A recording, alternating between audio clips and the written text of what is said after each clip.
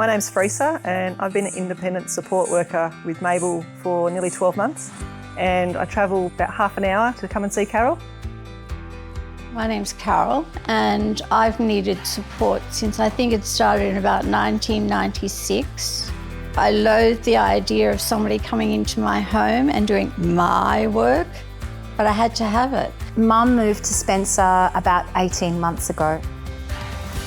We had to have that first day where Freesa was going to come and meet Mum, and Mum was so nervous. I said, "How did it go?" And she said, "Oh, Pete, she has the most wonderful laugh." And pretty much from that moment on, I knew we were right. I've always said to Pietro, I was so lucky that we found her, and she has a fabulous sense of humour. She's 6 feet tall, she's strong, and she will turn her hand to anything for me. We get along really well, and I like to listen, and Carol really likes to talk, and we have the same sense of humour, and it's a really delight working with her. I actually live in Melbourne. There is no way that I could feel as secure as I do about her living out here unless I knew she had a great team around her. I put the word around now. You know, I say, well, I've got Mabel. I do. I say, well, you know, this is what I'm doing, and this is the gem that landed at my door, and yeah, I put the word around. What I would say to anyone thinking of being a support worker as a career, wonderful job to do. You get to help people in their own homes, let them stay there, and it's really rewarding work.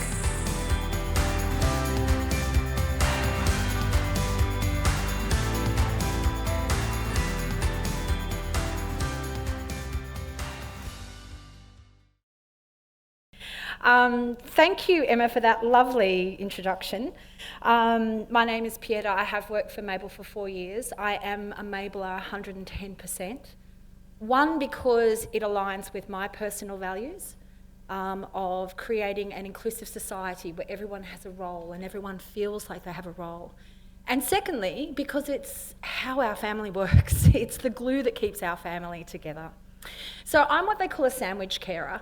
So I have a daughter who's 21 years old and who has Down syndrome, Caitlin, and I have my mum, who is, you've just met, Carol.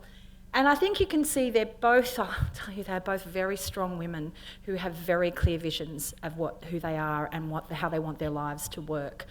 So I'm in the middle trying to make it work for both of them. As you can see, Mum's up in Wiseman's Ferry. She lives in a lovely village called Spencer, which is about 40 minutes from Wiseman's Ferry, an hour from Gosford, pretty much the middle of nowhere. It's where she chooses to live. She loves it. It's the most gorgeous you can see from that shot. But how do I get care for her there? And so this is where Mabel's been essential for us. And we have a team of 2 people. We've just brought a third person on, Freesa, who comes once a week. It came originally to start doing cleaning, but what we found is her connection with Mum is so strong. She's actually able to sometimes do things with Mum that I can't. So when Mum gets flustered because the bank accounts aren't working or the email's not working, I can't do it with her, right? I'm her daughter and she gets cranky and I get cranky, but Freesa can do it. So we've sort of said in the last couple of months, we've actually brought somebody else in to do the cleaning, and we've grown this role of Freesa into actually being like a really great personal assistant support for my mum. So we found Freesa on Mabel. We also had another worker that we invited to join Mabel. She'd worked with Mum through another provider and lived very nearby, and so we actually invited this person to join Mabel and become part of Mum's team. And then we also have a third person who's coming on board to do more cleaning and more cooking work with Mum. So we've got a really good little team. With Caitlin, my daughter's 21. She is a really active, self-directed 21-year-old. Her fashion sense is danger-filled, slightly goth. She loves Kiss and Adam Lambert and Queen. So you can see she also has a very clear vision of who she wants to support her. We have a small team that work with her of 3. And what we've actually done with her is we do have what we call a key worker, who is the main point of contact. And what's been great with that is that I've been able to start to step back. So some of the stuff that needs to be organised for her, doctor's appointments, social things, trying, actually finding new programs or finding new activities or booking into the local art centre to do a clay course. I don't do that anymore. She does it with her key worker. So we've actually grown that role as well as some other social support. In the middle is me. And I'm the one that posts the job ads. I'm the one that has to think about how things are working. I'm the one that has to sort of manage all this. So I'm the sandwich carer. And probably I'm the one that you're going to deal with as a support worker, as an independent worker on Mabel. So a little about me. I work full time. I'm time poor. I never get around to all the things I need to do. I'm always a bit guilty. I want the best for my family, but I'm probably always feeling a little bit guilty about the fact that I'm probably not doing enough. Okay? And I'm pretty indicative of a lot of carers. I find it interesting. I've actually worked in this sector since the start of the NDIS in 2014, 2013. But when I go to post a job on Mabel, I have the same butterflies, I have the same uncertainty as every other carer. It just brings you right back. So I'm the one that you're talking to. So when I do get around to posting that job, and I do take a lot of time with my job ads, I'm probably looking at the responses at about 10:30 at night. Okay? I'm sitting on my couch, everything's done for the day, I've got my cup of tea. Get the phone out and have a look. And I think this is really important for you guys to understand in terms of I am looking for a support. I'm consuming what you're giving to me. Does that make sense? So this is how I look at it. I sometimes look at it at my laptop because I do work a lot on my laptop, but often it's on the phone. It might be at night or it might be because I've got 20 minutes in the middle of the day. So when I'm searching for workers, I may have put a job ad out, or I might be looking at actually profiles. So when I'm looking for profiles, I want a really good, clear, crisp photo. Now, the photo booth that's next door is a great opportunity to do that. Some of you might also have other photos that maybe put you in a setting that you feel is really a part of who you are. But I want a good, crisp, clear photo because particularly for Caitlin, she is going to want a particular type of worker. I'm really sorry, she doesn't want me. So anyone over 30, I'm sorry, you're probably never going to work with my daughter. She has a few tattoos. She loves tattoos. She, likes that style. She likes a bit of dyed hair. When I'm looking for her, I need to be able to see that that's going to be there with that worker. When I look at the bios, give me a good crisp bio. Honestly, tell me in those first 2 lines something really interesting about yourself. I'm going to step out the side of being a Mabel employee here now. I do not want to hear how caring you are, seriously. I'm caring and loving and I'm so supportive. I don't want to hear about that. If you have taken the time and taken the effort to register yourself on Mabel, I know you're here for the right reason.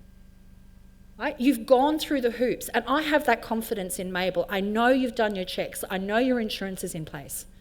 Right? Tell me something about yourself. What's the passion that has brought you? Are you passionate about sharing a skill? Are you a passionate cook and you love to teach people how to cook? Are you a gardener? Do you love pets? Tell me something about yourself that's going to grab me straight away. So I'm looking through, I like to see like a fully filled out profile. So put all your experience in. Now, don't feel like, but I've never worked in disability. The only work I've done is I've worked at the local bakery for the last 5 years. That's amazing. One of my girls' goals is to work in hospitality and retail. That's a really great skill for me. So put everything you've done in that information. Fill that information out as much as you can. So then suddenly I'm going to go, I'll contact this worker and I'm very excited about contacting you and I might send you the private job or you might see a job ad and reply to me. First of all, when you reply to me, remember, put those carer goggles on. It's 10:30 at night and I've got 20 minutes to look at the phone. Make your response really snappy, friendly. Hey, Peter, really interested in this role. Here's the reasons why I think I'd be good for the job. So straight up front, tell me what's happening, what you have that is going to attract us to you to engage you in our team. The other thing is that, and I'm just being really honest here, if I don't reply, please don't take it personally. You know, I am busy. Then sometimes, can I tell you, as a carer, like, you are so excited. I'm going to find these workers. It's going to be so good. Oh my God, they answered me. Oh, what do I do now? Sometimes I won't answer. So it's okay to maybe do a little follow-up with me. Hey, Pieta, I know life's really busy. Did you want to have a chat about that support, or have things changed? You know, and I think there is, it's really hard. This is a new relationship. I find this is really interesting. Like, if we're looking about the new world of the NDIS and the new world of home care packages, where suddenly we don't have to go through. So previous to this, the only time I got to meet you is if I went to a big office somewhere that had the big flashy reception desk, and I sat down with that coordinator who probably wouldn't even know your name. But they'd tell me how fabulous their support workers were, and they'd do this, and then they'd say, yes, yes. And the first time I would probably meet you was when you knocked at my door. And I'm going to open the door, and you're going to see that I've got a wolfhound and 2 whippets, and you're going to go, oh, holy hell, I hate dogs. Or quite honestly, you're going to walk in and go, oh my God, they're a smoker. That's a deal breaker for me. So the idea that we get to talk to each other as human beings is really new. And can I tell you, as new and strange and confronting as it is for you, it still is for me as well. So let's be kind to each other. Let's be honest. Hey, this is my first job ad I'm replying to on Mable. I'd love to have a chat with you. You know, tell me, speak to me like a human being. And, I think like those little reminders, or, hey, are you still interested? We're all still working this out. So I think this morning was really interesting too. I love the idea of the experience that we saw from those workers this morning was amazing. One of the things I would say is that, so if we get to the point that we're having a meet and greet, make the most you can of that time. Ask all the questions you want to ask. I think this is really good in the sense that it sets up, remember, like David was talking about that sense of professional boundaries and professionalism. I think if you go into this conversation, you're not making a friend. You don't have to present yourself to make a friend. You're presenting yourself to engage in a professional relationship. So ask the questions. Where is the support going to take place? When is the support? When do you want the support? Is it locked in stone, or are you a bit flexible? If it's going to be in a house, who else is going to be in the house? You know, what's the environment in the house? What's happening? Is there anything you need to know? Are you expected to go out into the community? Are you staying in one place? Is it passive or is it active support? So what I mean by that is, am I really just looking for someone to pick up my daughter and take them over here in a car? And that's okay, that's fine. That's a great little job you can fill in to do some space. Or am I looking for a team member who's going to really start to understand what that person's goals are and think about how they can contribute? Ask about the person's goals. How does the support that they're asking for work into those person's long-term goals? So what are you contributing to? Does that make sense? What are you contributing to as a support worker? Once you get through the meet and greet, I think allow that back and forth. You know, talk to them about your experience, ask them questions as well. Be ready to have that as an exchange of information. With the rates, now we all know, if there's one thing that's going to kill a friendship, is at the end of the meal and you haven't decided beforehand who's paying. The best way to have a good relationship is talk about the money up front, okay? And as we heard this morning, this is part of your business approach. So when you think about why you're pricing yourself, understand how you're pricing. Can I tell you, I want to know why. If you're going to charge me $58 an hour, if I'm going to be paying $62 an hour, tell me why. If you tell me it's because that's what the NDIS said, you've pretty much just killed any chance you've got with working with my family. That is not what I want to know. I want to know what value you are bringing, that you understand what the hourly rate entails. I want to know, Pieta, as part of the hourly rate, I also include kilometres. This is my full-time business, so out of that hourly rate, I am taking my superannuation, and I am actually putting some money aside so that I'm able to fund some time off so I can go on a holiday. I love that. I'm paying you $62. I'm happy with that because you're telling me about all this life experience you've got, the value you're going to bring to my family, and I know that you are responsibly looking after yourself. Happy to pay you that amount. If you've got a little bit less experience, that's okay too. Price yourself accordingly. And then as well, as you go on, our longest support worker has been with us for 3 years, started off doing one role and has now grown into other roles. But please make sure you take care of yourselves. As the person who's engaging you, I want to know. So for example, Freesa said to me when we started talking about mum support, she said, look, I'm driving like 30, 40 minutes. And I said, fantastic. So how are we going to include that in your rate? I want to acknowledge that in your rate because you're really important. I think this is going to be great support. But that's the discussion that we want to have. Same with the agreements. Like there was a lot of talk this morning, and I think what's interesting is we're becoming more savvy. I think you guys are probably a little bit savvier than some of us consumers. So when you do your agreements and you do start to incorporate cancellation fees, when supports are going to be sort of terminated, walk the people through that and explain why. So I do have a 24-hour cancellation fee because you are booking me for 4 hours, and understand that if I'm not working with you, I'm not working. A lot of people, that's what I'm saying, please understand, this is a new for everyone. A lot of people don't get that, particularly if they've been used to working with the bigger organisations that have their employees, and they sort of don't care. Well, I'll just cancel you and they still get paid. Explain it. I'm an independent worker, so if I'm not working with you, if you give me a bit more notice, I can probably do something.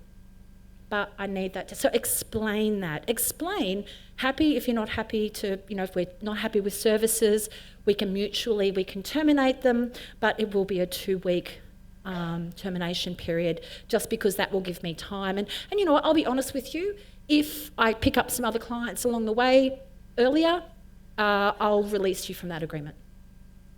So talk it through. And can you see this discussion, even though it feels a bit awkward, if you get all of that out of the way, if you've got a good connection with somebody, you've got all those ground rules that we talked about this morning, which was so great, are already in place, and then you can let everything else start to grow.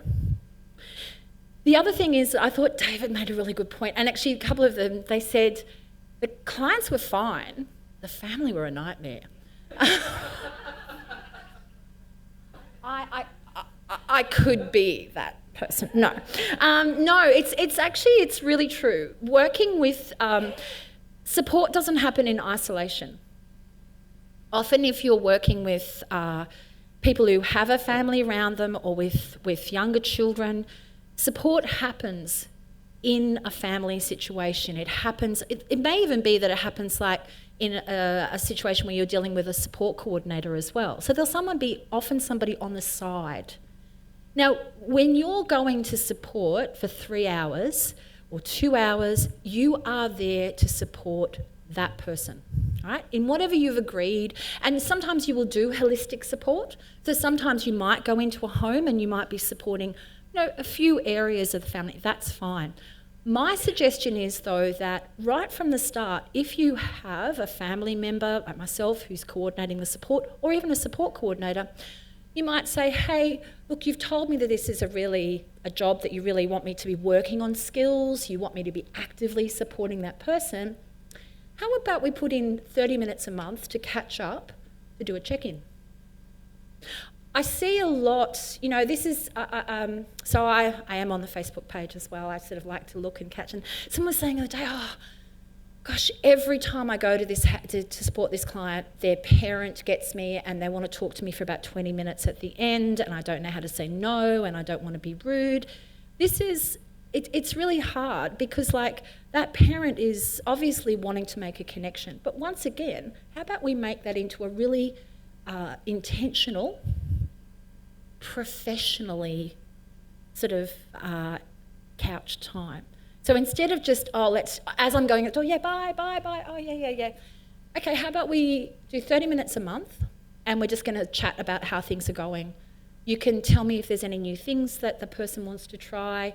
You can update me, about what's happening. So that's a suggestion that I would have to pop in. If you know that if you have a sense, if there's that little bing, bing, bing in the back of your head that this family might be a bit tricky, actually book some time in with them and do that directly. And I think that's a really good use of, a really good way to sort of deepen that connection and make sure as well that you understand that you're actually achieving that person's goals. With using the app as well, I think it's really important to understand that you do use some tools that are on the app. And these things are great. So you've got things like the calendar, which is good. I like the calendar because, if we've had a bit of a movement in support, it means I can quickly check and see who is actually coming or what's going on. Support notes, I would suggest to you, a lot of people go, oh, support notes. It's like you don't need them until you need them. So support notes can be really important. I think so if you're talking about NDIS space, sometimes they can be important for a family to show that the support being used actually does relate to the goal. They're often a really good way to make little notes about a bit of progress. Like today, someone was able to cut up the zucchini by themselves. Today they were able to buckle their seatbelt by themselves. So it's a good way to keep those things. It's always also a good way for yourselves though. If you are seeing changes in somebody or there's concerns, put them in your support notes. Again, I'm going to put my hat on as I've worked previously in the disability field. And when the proverbial hits the fan, the only thing between you and the proverbial is the piece of paper you wrote your support notes on. So if there are things happening that you're not sure about, put them in your support notes. It's also really good, so for example, with my mother being so remote, her team can put those notes in and I'll go in and have a quick check. Do you know what? Oh gosh. So a couple of weeks ago, I just had a quick look on the support notes and Freesa left a support note. Carol was very sore and still hobbling on the ankle that she hurt at yoga. What? What the hell? Ring my mother. I go, what did you do? She goes, oh yeah, I fell over coming out of yoga. I twisted my ankle really badly. The doctor says it's okay. I didn't want to worry you. Thanks very much. She goes, how did you know? I said, I have my spies. So those sort of notes as well can be, if you're working with that family situation, remembering that some families as well can share the support notes with their therapists. So that's a really good thing to remember. The other thing is just your messages. So my suggestion is when you have messages, if there's anything tricky going on, message it through the app and then you've got a permanent record of any messages that are sent. That's just me talking as background. I'm getting the roll up. And did you give me the 3 minutes? You did, I didn't see it. Okay, very quickly. I want to say to you people, I do not want to ever hear you ever say, oh, I just do social support.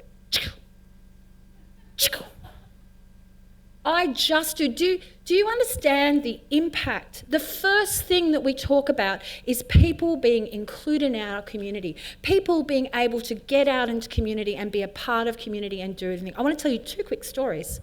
Number one, just really quick, just social support. You should have sat there and given me the 3 minutes. Just social support. Just social support is my daughter just turned 21. Her and her key worker were just doing social support when they wrote the invitations, went to Officeworks and printed the invitations. They were just doing social support when they delivered the invitations, when they coordinated and wrote the lists to do all the shopping for it, when they went to Spotlight and bought all the big blow-up balloons. They were just doing social support when they went and bought her dress, when they did up our house, and when they invited and sort of brought all her guests in and coordinated everything for the guests. That's just social support. Just social support is my mum, who now I don't want her to drive to Erina, which is an hour away. I'm really worried about it. So just social support is her and I having a chat about it. And she's going, oh, I really like going, but I do get really tired. And us being able to say, Mum, why don't you get Lynn to take you? You can go and have lunch, you can sit, you can people watch, you can look at all what everyone's doing, you can get your stuff, come back, and she'll, oh, that's such a great day out. So just social support is my mother, instead of feeling that something's been taken away from her, worse still, feeling like I've taken away from her. She now has gained something in her life. So you go out there and you be also just doing that social support and understand the huge impacts that you're having on people's lives.